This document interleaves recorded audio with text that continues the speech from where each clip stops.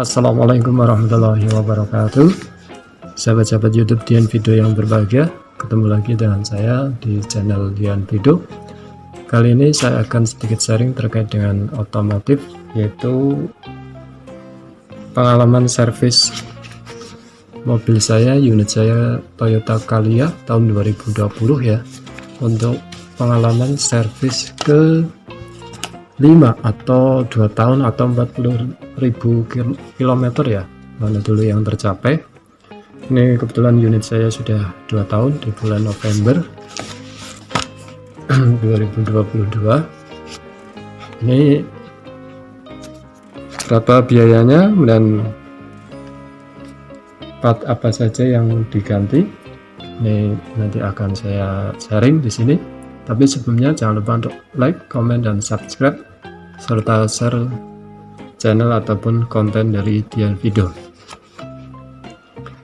Baik teman-teman, untuk sesuai dengan ketentuan untuk menjaga jaminan atau garansi mesin ya, maka kita harus melakukan servis rutin atau servis berkala di bengkel resmi ya, yang telah ditunjuk atau kerjasama dengan pihak Toyota. Nah, kali ini saya akan servis di Nasmoko Purwokerto ya. Dan untuk teman-teman saya sarankan untuk paling tidak H-1 ya, kita sudah melakukan booking service ya, biar dari pihak bengkel bisa menentukan kapan untuk waktu kedatangan dan waktu servis untuk unit kita. Jadi kita keuntungan bagi konsumen ketika kita mau servis kalau sudah booking, maka kita lebih enak untuk datang ke bengkel. Misalnya kita dikasih jadwal jam 9, kita datang setengah 9, jadi kita tidak terlalu lama untuk menunggu. Dan dari pihak bengkel pun untuk antrian juga tidak menumpuk, karena antrian sudah diatur per jamnya, kuotanya per jamnya berapa gitu, jadi masing-masing jadi lebih enak. Dan keuntungan bagi konsumen juga ketika kita melakukan booking service itu kita mendapatkan diskon jasa maupun diskon part atau spare part ya. Itu keuntungan, beberapa keuntungan kita ketika kita melakukan booking service sebelum kita servis ya. Ini posisi saya sudah di ruang tunggu ya. Ini ruang tunggu di bengkel Nasmoko Purwokerto, dan tentunya juga standar ya untuk layanan di bengkel-bengkel resmi Toyota. Ini ruang tunggunya cukup nyaman dan disediakan juga untuk coffee drink. Ada di sini, kalau di sini ada teh, ada minuman jahe, dan ada cemilan ya. Ini dan juga ruangannya ber AC, ada fasilitas TV dan juga wifi ya. Dari ruang tunggu ini kita bisa melihat atau memantau progres untuk mobil kita dikerjakan oleh mekanik ya. Jadi ada kaca transparan yang bisa kita melihat langsung ke arah ruang bengkel ya. Kita juga bisa masuk ke dalam apabila bagi yang ingin merokok itu, karena di ruang bengkel itu kan tanpa AC, jadi boleh merokok. Ini posisinya di sini. Ini akan lebih leluasa lagi untuk melihat secara langsung proses pengerjaan dari proses servis dari mobil-mobil yang ada di sini. Ya, tapi yang jelas kita tidak boleh mendekat apabila memang tidak ada kepentingan ya, jadi biar tidak mengganggu. Kemudian selanjutnya terkait dengan apa saja yang dicek atau diganti pada servis berkala untuk unit Toyota Calya saya di tahun kedua atau 24 bulan atau servis kelima atau 40.000 km ya, mana dulu yang tercapai.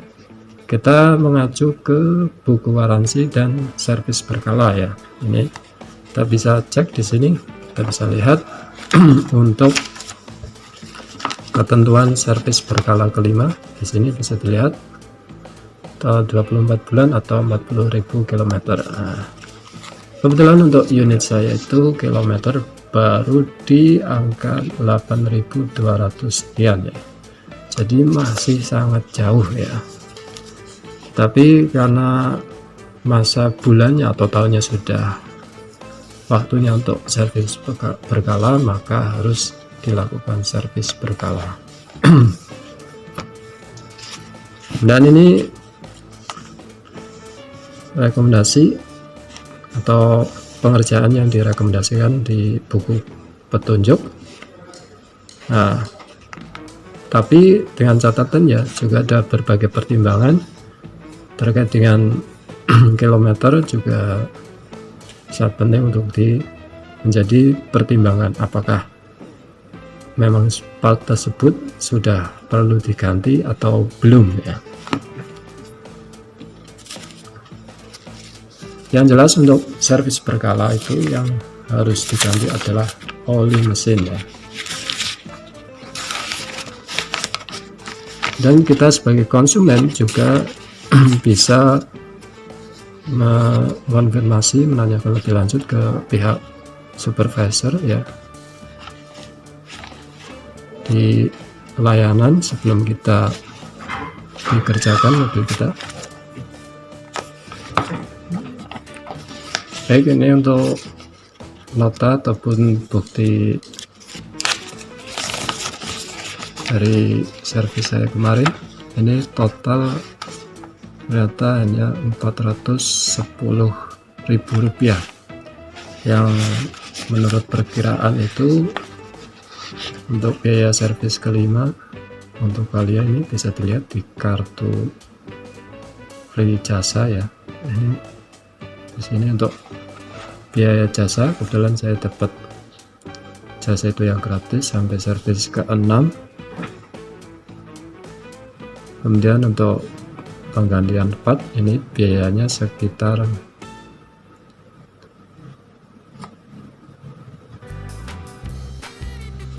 900 ya, 500.000 rupiah ini.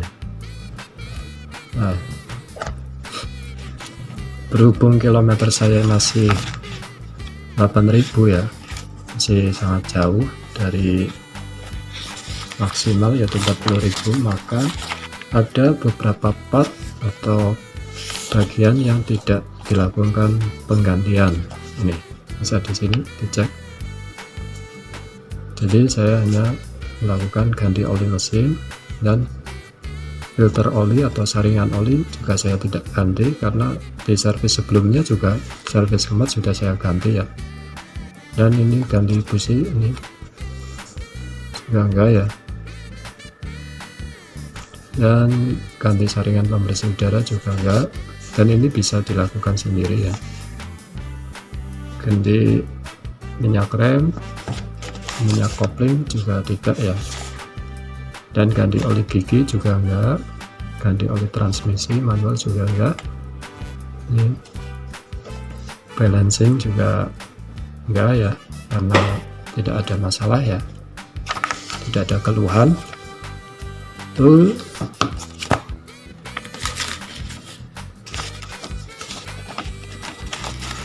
Jadi total untuk biaya servis itu hanya 410 ya. Ini saya dapat diskon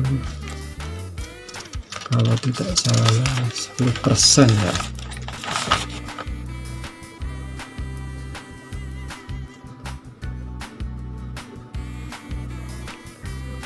Ini untuk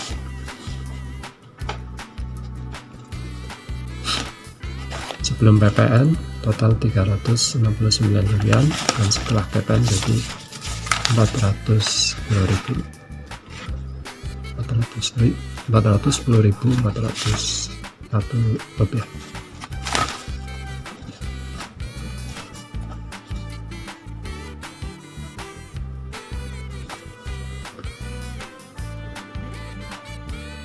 Oke, demikian sedikit sharing dari saya. Yang jelas, jangan takut untuk melakukan servis di bengkel resmi. Takut biayanya membengkak, karena kita bisa melakukan konsultasi dulu dengan pihak bengkel sebelum dilakukan pengerjaan, dan kita bisa meminta kiranya hal-hal apa saja yang memang sudah waktunya diganti dan yang belum ya. Jadi disesuaikan dengan keluhan dan juga kondisi mobil, apakah kalau motornya sudah tinggi atau belum ya, sebagai bahan pertimbangan. Oke, terima kasih. Salam sehat, salam sukses. Assalamualaikum warahmatullahi wabarakatuh.